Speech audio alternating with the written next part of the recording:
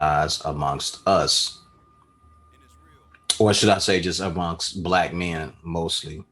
We are very touchy and sensitive about using the word love. In certain groups of people, we consider that to be a handicap or a weakness. And in all actuality, there's nothing wrong with saying I love this person or I love that person. Once upon a time, I used to tell certain men that I was friends with, or still, I still love them. I may not be around them. We may not connect, but I still love these group of guys or that person. I don't have no problem saying it, but it's crazy when you say it to certain men outside of family, because I know I can say it to my family members, love you, cuz, and they'll say it back. Like it's like automatic. Like they'll say it because they're okay with the word love and loving each other as family. But outside of that, I know I have noticed over the years um, that men have a problem with saying that. Even as guys like 20, 30-year relationships, we have this disconnect with just saying, yo, that's we prefer to fall back on stuff like that's a real nigga, or that's my That's the motherfucking new I guy. love you.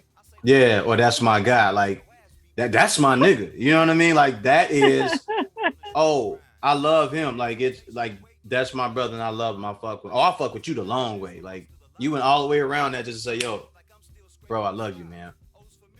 And I'd be noticing stuff like that. Like, and when you bring it up to certain guys who think they're so fucking tough, you realize like, yo, you are insecure about saying that shit. Like you don't really know how to say it.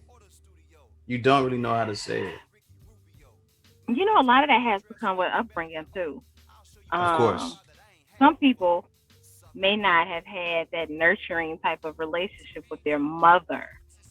It's not always about the father; it's the mother. Because with boys, men, males, they are typically said to be mama's boys, right? Yeah. They're always daddy's girls, mama's boys, right?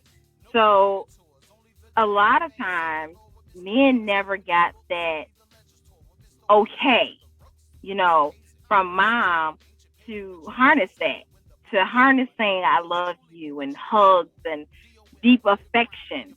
This is why sometimes you get people that won't show public displays of affection because that was something that was just kept enclosed and that just stuck with them until they became adults. And people go, well, I don't say that out in public. And it's like, who's looking?